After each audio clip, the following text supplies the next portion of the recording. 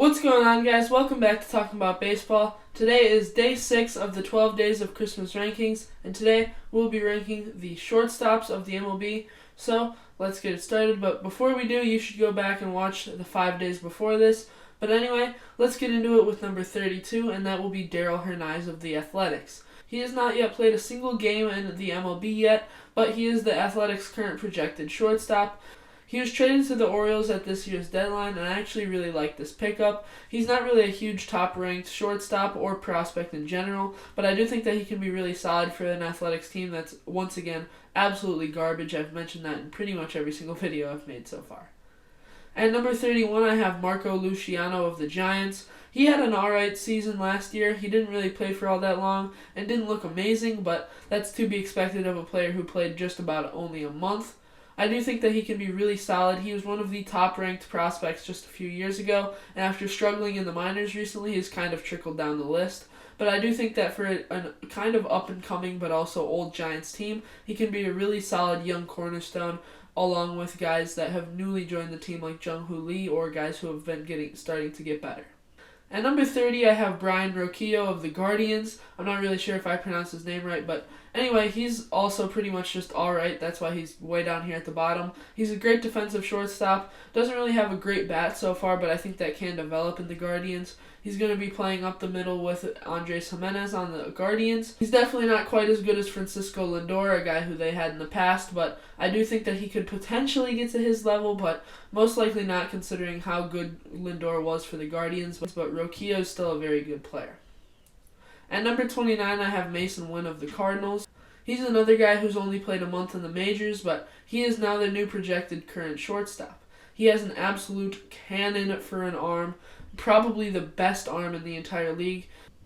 He's still not a great hitter, but I think the Cardinals will be able to develop that into him, and his fielding is already definitely there, so if he can become a better hitter in these years to come while he's still very young, I think he can be a top 10 shortstop in the league in the future. At number 28, I have Taylor Walls of the Rays. It's not really clear on if Wander Franco is going to be playing next year, so currently their projected shortstop is Taylor Walls. He's another guy who's a really solid defender, just doesn't really have all that great of a bat. He's an okay contact guy and has pretty much no power whatsoever, but his fielding is very solid, and he's now pretty used to being the starting shortstop for the Rays after he took over, after Wander Franco was under a lot of allegations last year. At number 27, I have new White Sox Paul DeJong. He got traded to the Blue Jays at this year's deadline after having an okay season for the Cardinals, and then proceeded to be absolutely horrible for the Blue Jays. He got released and ended up with the Giants, where he was also pretty bad. Though that's pretty much why the White Sox signed him, because they're big fans of having bad players on their team. I do think that Paul DeJong could have a rebound season, as he's looked very good for the Cardinals in past years, but the last few years he just has not been quite as good. At number 26, I have Speed Demon John Birdie of the Marlins. Like I just said, his main part of the game is just absolutely being a speed demon. He's one of the fastest guys in all of Major League Baseball. He led the league in stolen bases in 2022 and could easily do it again in these years to come. For a guy who never really does hit home runs, he hit quite a few in 2023 for his standard, but his average is still just pretty middle of the road, and the main reason he's even this high on the list is just because, like I said, he's so fast. At number 25, I have Geraldo Perdomo of the Diamondbacks. He's coming off of a World Series appearance. It's kind of unclear if he's actually going to be the shortstop, whether it will be him or Jordan Lawler, but currently it is projected to be him after they brought in Eugenio Suarez. Perdomo's still also a young guy, just like the rookie from last year, Jordan Lawler, and I think Perdomo's obviously the better player. He looked like a really solid hitter to start the year, but by the end of the year, he had pretty much fallen all the way back down to just being completely average. His defense is still really solid, but I think if he could keep up his first half for a whole season, he could be much better, as in the first half, he was almost selected to be an all-star. At number 24, I have current free agent Tim Anderson. He's coming off of one of the worst seasons of his career with the White Sox. In 2021 and 2022, he was one of the best shortstops in the league, even starting in the All-Star game. He was actually a pretty solid power hitter at the same time, while also winning batting titles with the White Sox and being one of their up-and-coming stars, and looked to be like he was going to be looked like he was going to be a cornerstone of a White Sox team that might be able to make a really deep run in the playoffs. Obviously, none of that ended up happening as Tim Anderson finds himself at number 24 on this list, and like I said, he's coming off of one of his worst seasons in the league, along with the White Sox, who are also coming off of a terrible season. At number 23, I have fellow free agent Ahmed Rosario. He has been awful the last few years with the Guardians after getting traded in the Francisco Lindor trade. He got traded to the Dodgers at the deadline, and he was pretty much fine for them. Not really all that great, but definitely better than below average. I think that he could get a decent contract in free agency. Not an absolutely massive one, but I do think that he could be a good utility backup guy for any team that's looking to even make a playoff run. At number 22, I have Javi Baez. It pains me to put him this low as he used to be my favorite player when he was on the Cubs, but the last few years he has looked absolutely horrible. He's still a good defender, but he also still makes a lot of errant and bad throws, and his offense has just completely disappeared. Ever since signing his contract with the Tigers, he has literally been absolutely awful at the plate, even getting benched at the end of last season. The only reason he's this high is because in his career before, he has had great seasons, and he could return to that form at any time, but right now it's not looking very likely that he does. At number 21, I have C.J. Abrams of the Nationals. He got traded in the Juan Soto deal, and I think that C.J. Abrams can actually turn into one of the best shortstops in the league. He doesn't really have all that much power, but he could be a great contact guy, which he's still currently working on as he hit just about 260 last year, but he's also a great defender, and C.J. Abrams will be a perennial Gold Glove winner in the next few years in my opinion, and I think that he can be a really solid piece for this Nationals team that is still definitely rebuilding after they won the World Series in 2019, and I think C.J. Abrams could be the next star of the Nationals team that maybe even wins another one in a few years. At number 20, I have J.P. Crawford of the Mariners. He's another guy who has alright contact, absolutely outstanding defense, though, is his main part of his game. He definitely developed a little bit more power last year, and he was a really great clutch factor for the Mariners last year as well. But his defense definitely still stayed there, and he continued to be one of the best defensive shortstops in the league. At number 19, I have Ezequiel Tovar. Pretty much the exact same mold as the last two, except he is a great defender in my opinion. He's the second best defensive shortstop in my opinion. Might be slightly biased because at number 1 I have a Chicago Cub, but Ezequiel Tovar almost won a Gold Glove behind a Chicago Cub, and that's who I'm talking about. And I definitely think that Tovar could win a few in the future. His power and contact are still developing as he was a rookie in just 2022. And I don't really think the power is going to really ever be there, but I do think that he can be a really solid contact hitter in the future, and he's still very young and already finds himself at number 19. At number 18, I have Gavin Lux of the Dodgers. He's a guy who had just missed the entire season due to injury, and I think he's ready to rebound.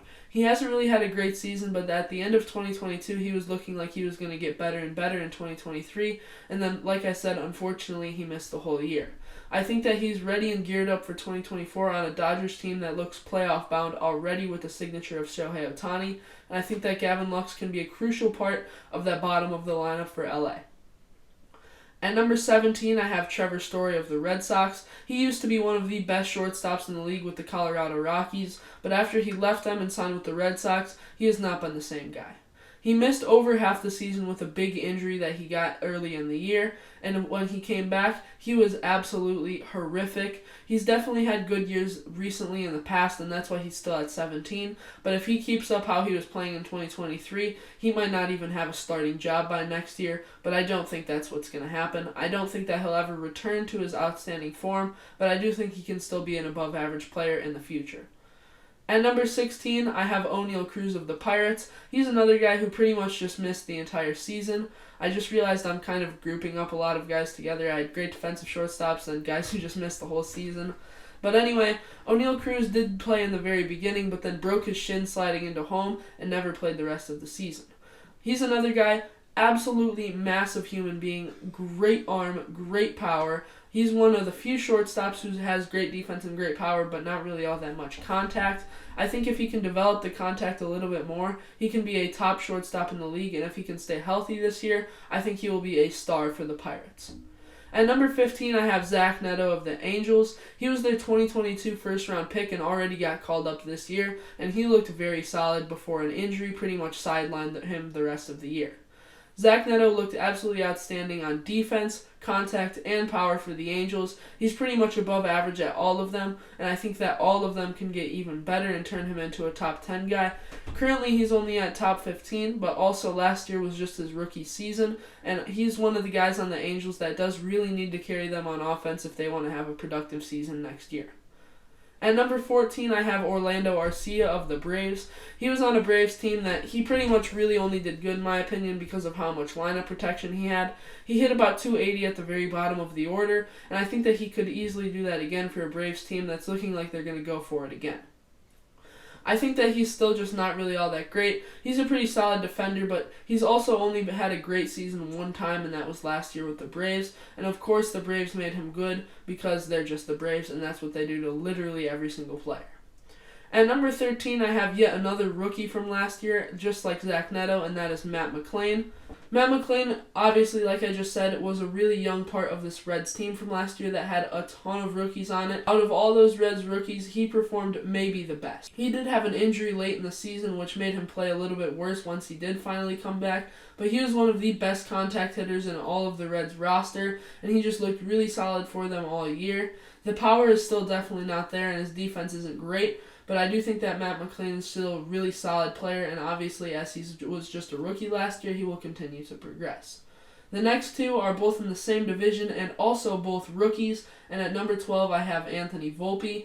All of his credit for his good season goes to Austin Wells. Number 12 might be a little bit high for him, but I have really high hopes and expectations for him and the Yankees team next year, and I think that he's going to be really good for them. He's currently projected to only be hitting 8 in their lineup, but I think by the end of the year that will not be the same. I think that Volpe will actually have his breakout year next year, unlike this guy at number 11, and that is Gunnar Henderson of the Orioles. He won the AL Rookie of the Year with the Orioles and definitely was a big part of them making the playoffs and getting the 1 seed in the playoffs. Even though they did lose to the eventual World Series champion Rangers, I think him and Adley Rutschman will be one of the best dynamic duos in the MLB for years to come. Beginning the top 10 of this list, I have Willy Adames from the Brewers. He's a great power hitter with a cannon for an arm. Ever since he had his first breakout year with the Brewers, his contact has been absolutely terrible. His defense has still been very solid, but he's definitely a really solid power hitter for the Brewers in their number 4 spot. It's been rumored that he could get traded. I personally don't think he will, although I do think Corbin Burns from them will. And I think Willy Adames is just a great power bat that the Brewers need more of because their offense is definitely currently their problem. At number 9, I have Jeremy Pena of the Astros. As the Carlos Correa replacement, he's looking very good right now, and the only reason he is lower than Correa is because he's still very young. Coming off of his second year, he had kind of a worse year than his first year, but also that this year came with more expectations after a really solid season where he won the World Series MVP as just a rookie. Pena still was a great fielder, but his batting average kind of went down a little bit, and also home runs did, but I do think that he will be able to fill in the shoes that Carlos Correa left behind, and will be a great player to keep going the Astros dynasty, which as of last year kind of looked like it was dying as they had a much worse regular season and lost to the Rangers in the championship series, which is pretty much like their 9th year or so that they've made it in a row, which is just absolutely wild.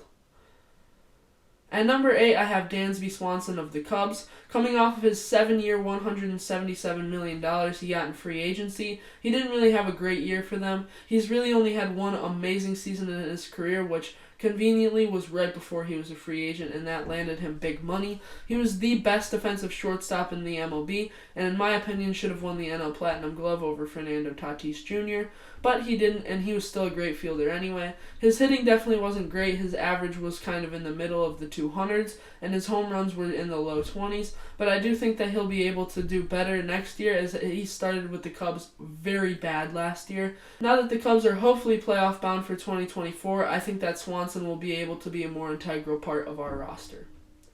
At number 7, I have Carlos Correa of the Twins. He's coming off of a very rough season after re-signing with the Twins in free agency and a saga where he signed with the Giants and the Mets, but didn't go to either of them with injury concerns, and it looks like that injury may have haunted him slightly. His defense and arm were still great, but he did get a small injury related to the injury that the Mets and Giants saw, and his hitting was absolutely terrible last year. In the playoffs, he got better, which happens pretty much every year for him.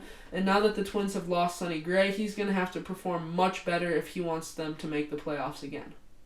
At number 6, I have Xander Bogaerts of the Padres. His first season in San Diego was very good for him, not so much for the team though. They ended up dealing away Juan Soto after a very bad season, and they just lost two of their best pitchers, if not their two best, in Blake Snell and Josh Hader in free agency. Xander Bogaerts is going to have to really carry this offense with Manny Machado and Fernando Tatis Jr. if they want to help them get a playoff spot this year, and I think it's going to be really tough for them to do that, but with the additions they've made from the Juan Soto deal, I think it might be possible.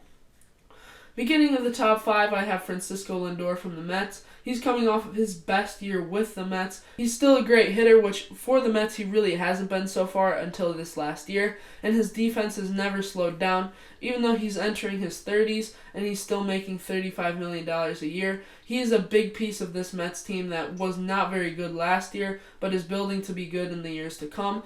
I think that Francisco Lindor is a guy that they're going to depend on a lot if they really want to do good.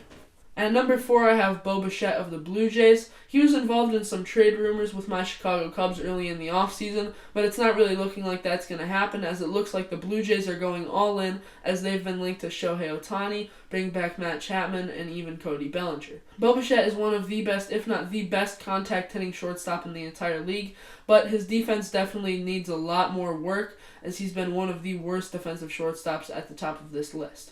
His power is also very good, and him and Vladimir Guerrero Jr. are primed for big extensions or contract free agency signings in the later years, but he needs to continue his great production if he wants to get that, and I personally think that he definitely will. At number 3, I have Bobby Witt Jr. of the Royals. He's just absolutely amazing at everything. He's super fast, hits a ton of home runs, gets a lot of RBIs, great defense, which that's the main thing he needed to improve. His defense in 2022 and his rookie year was absolutely terrible, but in 2023 it was much better for him. I think that he will continue to do that much better work on defense, and if he does, he might even be at number 2, because the guy at number 2 had a down season last year, and that guy is Trey Turner. He started off the season absolutely terrible with the Phillies, but after some help from Phillies fans, he ended his season absolutely amazing. If he can take that second half and just put it into a full season, he will definitely stay above Bobby Witt Jr., but he's another guy like Bo Bichette. His defense gives a lot that still remains there, and I think that if he can work on that more, he could maybe find himself at the number 1 spot. But the guy who is at number 1, I'm a huge fan of, and I really like him, and he also just made the World Series, and that is Corey Seager of the Texas Rangers, the best shortstop in the league. I personally think that if he played a little bit more and didn't have to deal with injuries last year, he would have easily won the AL MVP. In just 120 games, he hit absolutely outstanding last year, but he was healthy for the playoffs and pretty much saved the Rangers' whole season multiple times in the playoffs, and I think that he could even do that again, as the Rangers are looking like they're gearing up for yet another World Series run, and I would not be surprised one bit if they get there again. I hope you enjoyed this video. I'll see you tomorrow for the third baseman. Please subscribe, as we're looking to get to 200 by Christmas. It used to be 250, but it's definitely not looking like we're going there. So let's get 200 by Christmas. We got 100 by Thanksgiving, 200 by Christmas, and I'll see you tomorrow. Bye.